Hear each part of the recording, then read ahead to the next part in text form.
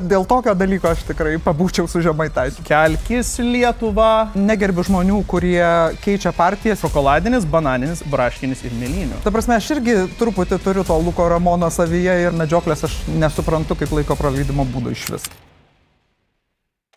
Sveiki visi, mano vardas Paulius Mykolaitis, daugam geriau žinomas kaip Paul Demiko, bet daugiausiai iš jūsų tikriausiai nežinomas, bet tai nėra svarbu. Šiandieną čia su manimi yra premjerė Ingrida Šimonytė. Sveiki atvykę. Labas. Tai aš girdėjau, kad jūs nusprendėte kandidatuoti į Lietuvos Respublikos prezidentus. Ar tai tiesa? Buvo toks sprendimas. Toks buvo sprendimas. Ir jūs vis dar jo laikotės šiai dienai. Nu, kad jau tiek daug padaryta, parašų surinkau, popierių sutvarkiau, tai ką dabar negi apsigalvosi. Nuostabu. Tai pačia plačiausia įmanoma prasme, kokia yra sunkiausia prezidento dalia arba sunkiausias prezidento darbas? Man atrodo, sunkiausias prezidento darbas yra kažkaip...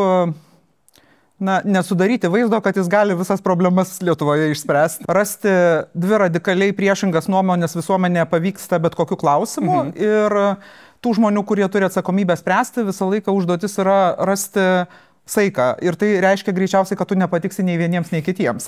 Bet su tuo reikia tiesiog susitaikyti. Tai šiandien kaip tik ir turime pirmąjį savo segmentą apie tai, kad jūs tikrai neįtiksit nei vieniems, nei kitiems, nes turime įvairiausių dilemų, tokių tautą skaldančių dilemų ir mes pasižiūrėsime, kaip jums seksis šiandien jas spręsti.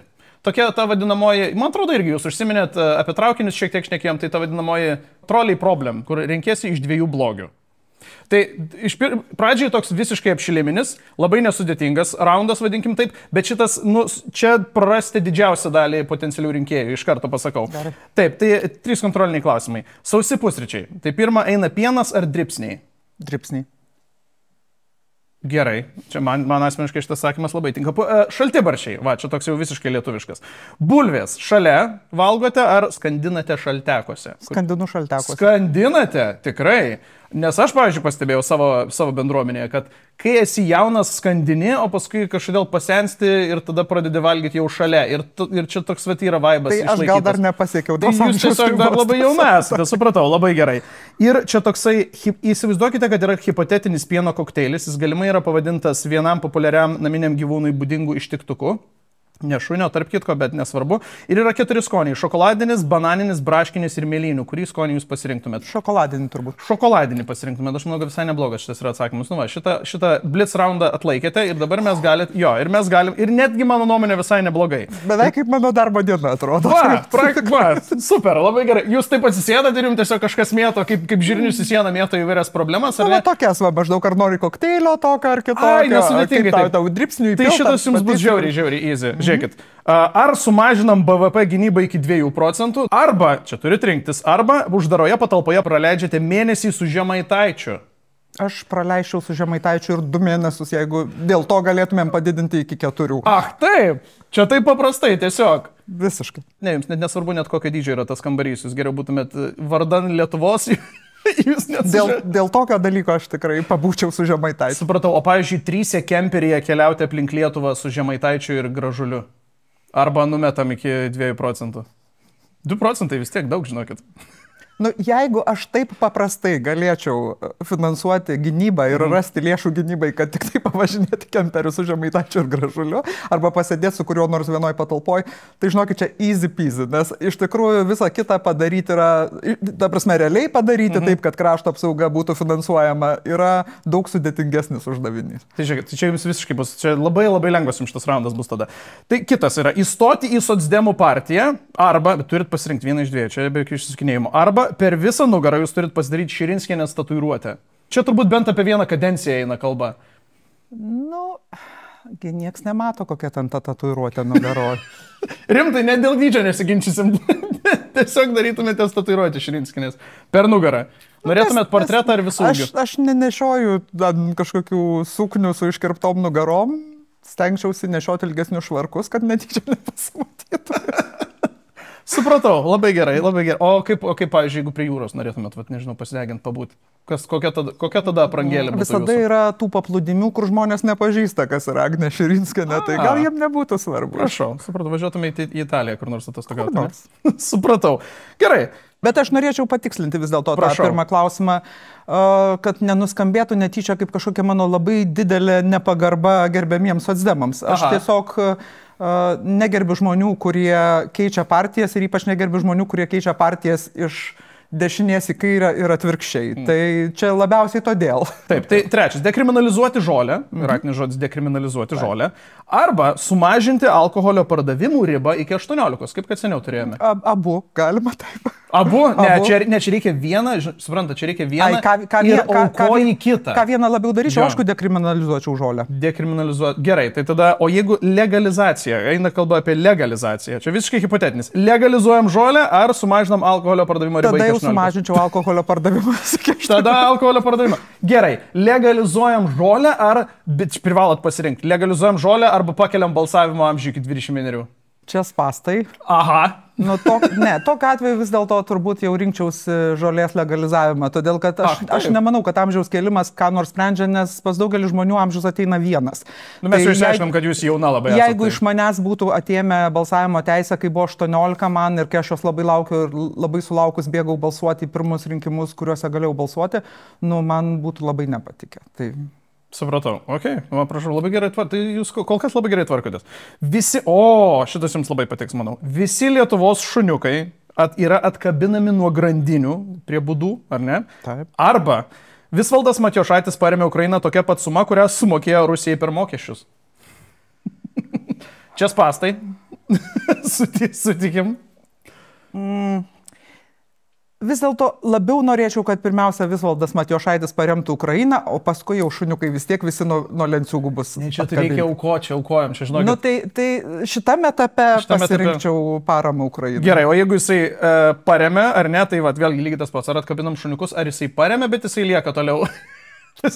Tada jau atkabinam. Tiesiog toliau ciniškai lieka. Tada taip. O, šitas mano mėgstamiausias, visiškai mano favoritą priėjom. Su Viktoru Uspaskichu išleidžiate bendrą švento vibracinio vandens liniją. Jinai aišku yra vardinė, jūsų atvaizdai yra naudojami. Arba norit spėti kitą maisto produktą ir kitą politiką. Ar man pasakyti? Pasakykit. Su Gražuliu Koldūnus vardinius išleidžiate irgi liniją, kuris iš šitų variantų jums atrodo mažiau sielą naikinantis. O tas vanduo, ten yra kažkokių sąlygų, kad jis kažką gydo, šventas ar kažkas, ta prasme, ar just vanduo. Jūs niekaip nesulaikyti, ne, tai ten aišku bus tik vanduo. Ne, aš žinau, kas ten bus. Aš žinau, kas ten bus, bet kaip jis bus parduodamas. Ne, tai jūs Viktoro nesulaikysit, jis aišku sakys, kad čia, turbūt gydo visas didžiausias ligas. Jūs, aišku, savo kampanijos pusėje galite sakyti priešingai, jeigu norite. Tada jau koldūnai, nes koldūnai yra just koldūnai. Tada koldūnai. Gerai, supratau, o jeigu pavyzdžiui, koldūnai, tai sąlyga su Gražuliu nesikeičia, ar ne? Turite vardinius koldūnus, jūsų abiejų veidai, gražu, skanus koldūnai, bet tada su Viktoru Uspaskichu jūs išleidžiat bendrą tą vandenį, bet jūs turite sakyti, kad jisai gydo, šiaip gydo, tiesiog yra gydomasis, nesvarbu ką gydo, bet užtat visas pelnas su Viktoru Uspaskichu padarytas keliauja į Ukrainą. Jo, tai vis tiek koldūnai ir pasakysiu kodėl. Todėl, kad jeigu tai būtų vanduo, kur tu sakai, kad jisai ten sprendžia problemas, atveria čakras, ten dar kažkokius dalykus daro ir ant tokio vandens būtų mano nuotrauka, kad tie žmonės, kurie tuo tiki, niekada to vandens nepirktų. Bet tai, ir dėl to nebūtų pelno ir nebūtų ką siūsti Ukrainą. Supratau. Tai vis tiek koldūnai. Supratau, vis tiek liekate prie koldūnų. Gerai, neblogai visai. Ar šitas toks, man atrodo, lengvesnis. Ar apkeliauti Lietuvą su Mantu Bartuševičium, žinote, tokį komiką Mantu Bartuševičiu, super.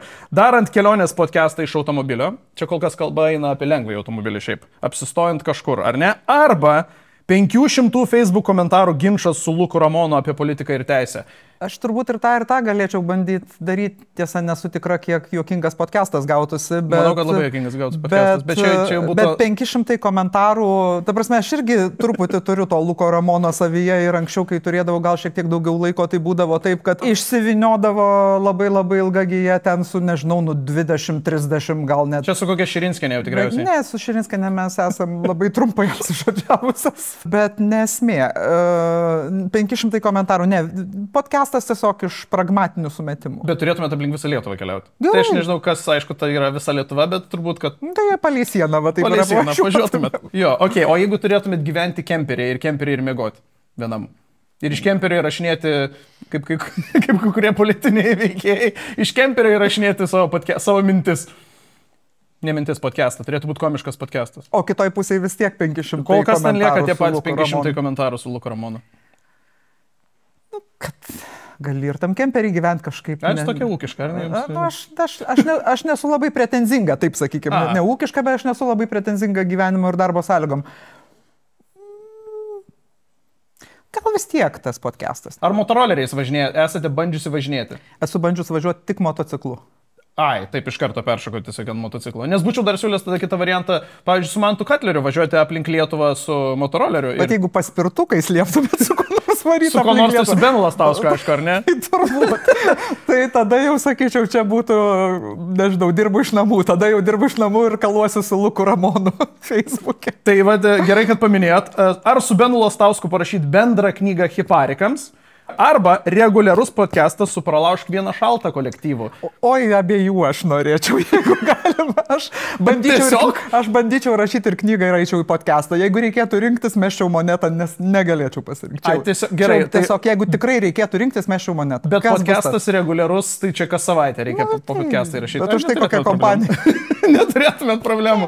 Labai gerai, tai šį PVS galėtų įsiminti, kad va, turite svečią. Paskutinį kartą, kai pas juos buvo labai linksma. Ai, va, prašau. O čia toks įdomesnis. Kebabų vakarienė vidury nakties su Nausėda. Ai, teisingai, čia jo yra slaptas fetišas. Ir arba vėgelių žvejyba su vėgelė. Žvejoti jums šiaip patinka? Žvejojate? Jūs sakėt, grybaujate? Grybauju, bet nežvejoju. Aš, pavyzdžiui, labai nemėgstu žvejybos. Tai čia man būtų... Man galit parašyti žvejybą su jumis ir aš sakyčiau... Jūs turbūt suprantat, kodėl aš nežvejoju, nes aš girdžiuosi visur, kur esu. Tai mane paprastai žmonės, kurie žvejodavo, tai stengdavosi laikyti kur nors toliau, kad aš nekalbėčiau. Ar jūs atbaidot žuvis? Nebaidyčiau žuvų, tai tada lieka kebabas. Bet čia jau problema būtų vyr žvejo, tai ar vis tiek kebabas? Kebabas vis tiek. Šokti į eketę pasimaudyti su kepeniu. O kas dabar blogai? Ar naktinė medžioklė su taikikliais su Kęstučiu Mažeika? Šokčiau į eketę, nes medžioklės aš nesuprantu kaip laiko praleidimo būdo iš vis. Gerai, o jeigu naktinė medžioklė su taikikliais su Kęstučiu Mažeika, ar pavyzdžiui tada bet kokia primityvi medžioklė su Komskiu?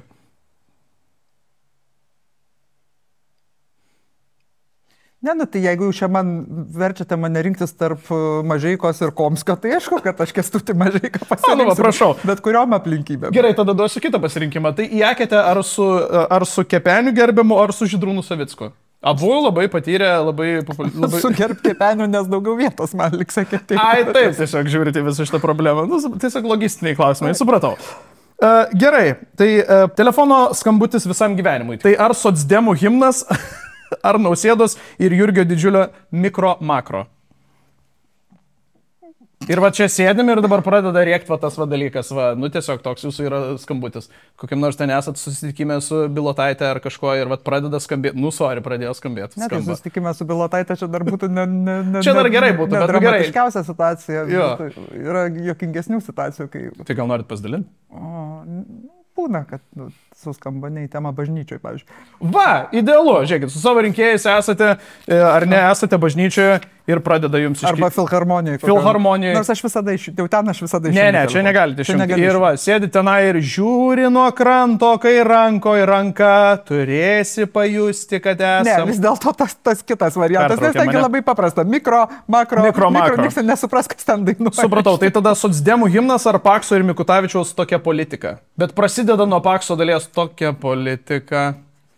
O, tokia politika. Aš galvoju, kad šitas variantas vis dėlto... Politikos?